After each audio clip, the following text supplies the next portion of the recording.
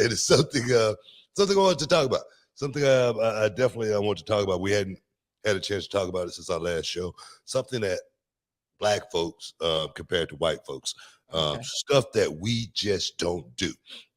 Story that intrigued me over the last few days is this submersible that went down to see the Titanic. Yeah. 5 people lost their lives, including the CEO, Stockton Rush was his name, the creator of the submersible called the Titan, company called Ocean Gate. These guys are making a lot of money. To take this trip, I think it was $250,000 just to go down. One thing that really touched my heart was a father and son was on that trip. Son was 19 years old. Just did it just because his dad wanted him to experience it with him and go down and take that trip. I don't think you're gonna have too many brothers in the in that submersible business, going down, going underwater, wanting to go see the Titanic.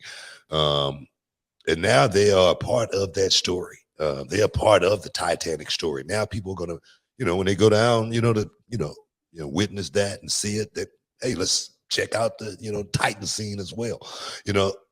Tell me, what's the fascination, Brad? Can you bring me a little bit closer to wanting to go and do something like that? Well, are you asking me from a Brad Gilmore's perspective, or from a Caucasian perspective? Just because you're not going to find any brothers wanting to go down to see the Titanic, just have that experience. I mean, me personally. I was going to say, I think that this is a particular type of white individual. Now, let me preface by saying, tragic situation. I think we all agree on that. Awful. I couldn't believe it, when I was reading about it.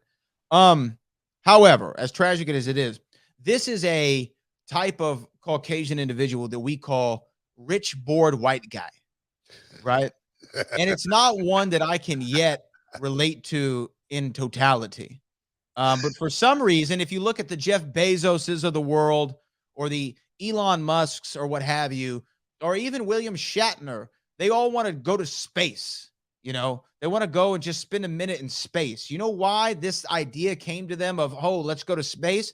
Because they have too much money and they're extremely bored.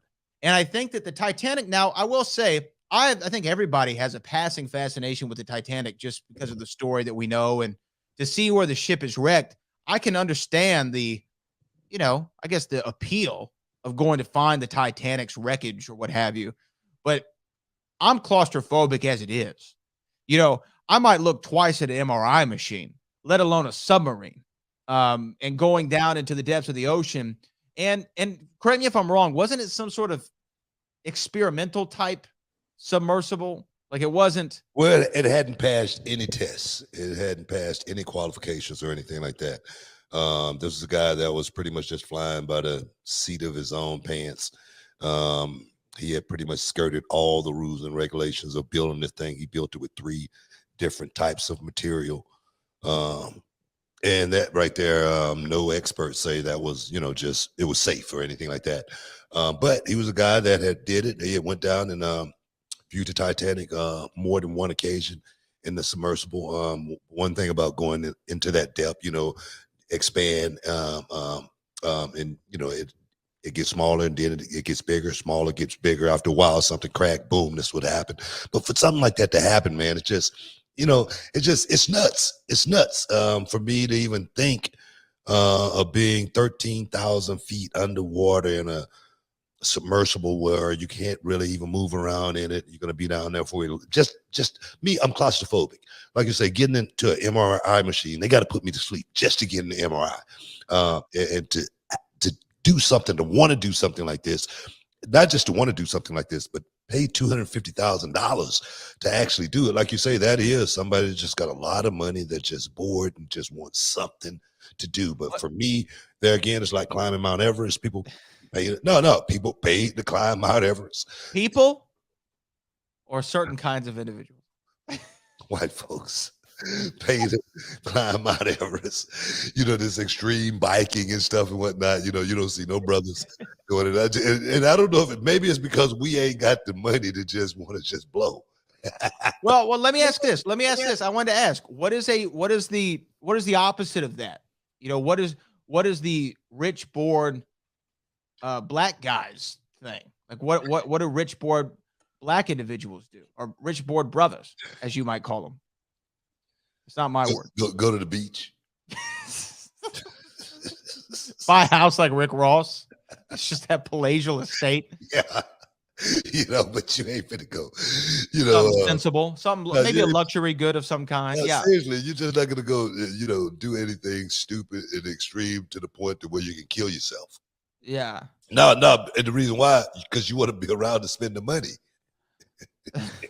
You go do something like that. That's a risk. It's like me when I started wrestling. I stopped playing pickup basketball because I thought I might get hurt. You know what I'm saying? So I'm definitely not going to get in a submarine and go 13,000 feet underwater. So it's just nuts, man. Some of the stuff people do to, just to capture that thrill, those thrill seekers, that never ceases to amaze me. What's the most thrilling thing that you've ever done? Like, what's the most probably ride a roller coaster.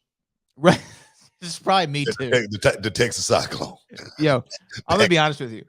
Have you ever been to a water park, like a Schlitterbahn kind of style water park? I have, but I don't get in the water. You know what I mean? That's just going underwater for me is like a thrill. That's a thrill. Yeah. I will say this. So at the Schlitterbahn over in Galveston, they've got a water slide that essentially goes just down, right? I think they said it's like 70 feet high, and you just go down, right? And so this was years back, we decide we're going to do this slide, me and the missus. We go up to the top, and when you get up to the top, you really realize how high you actually are up. And that's what starts to make you question, like, your decisions, right? And then they give you an instructional video or instructional lesson on how to slide down the slide. Now, I did not know there needed to be directions to put your body on a slick plastic slide and go down, but they had directions. And here were the directions. We want you to cross your feet at the ankles and cross your arms like this.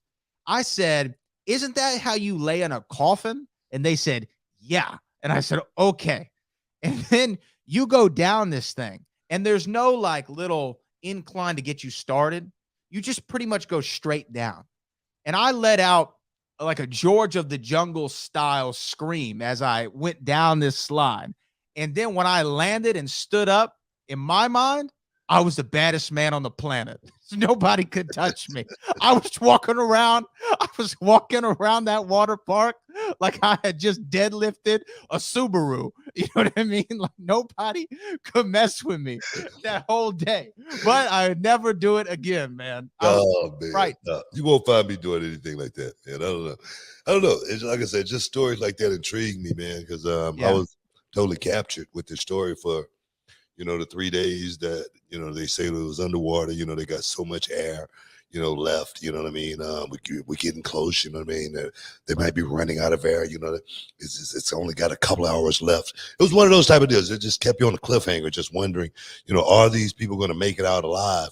And then I heard James Cameron talk, because he's big off into the submersible world. He said, man, he directed Titanic. Yeah, he said he knew they were dead 3 days ago. Yeah, Jesus. He said he had heard about it. You know what I mean? It was something that he had got from I don't know, hearing something, implosion, whatnot. But he said that the military knew that those guys were probably gone immediately when the story broke, but they just kept everybody on that cliffhanger. And I tell you, for me, there again, I don't know what it feels like to be in that situation, but can you imagine there for just 1 second?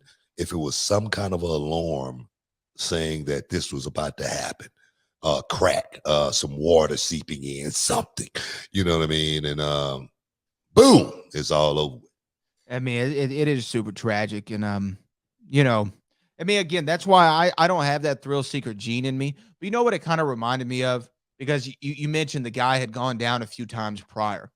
in some ways, it reminded me of the terrible tragedy that happened to Kobe Bryant in the fact of this is something that you've done a few times. Sure, there's an element of risk involved, and probably with the Titanic and the submersible, there was more of a risk than with Kobe's thing, but with Kobe's accident.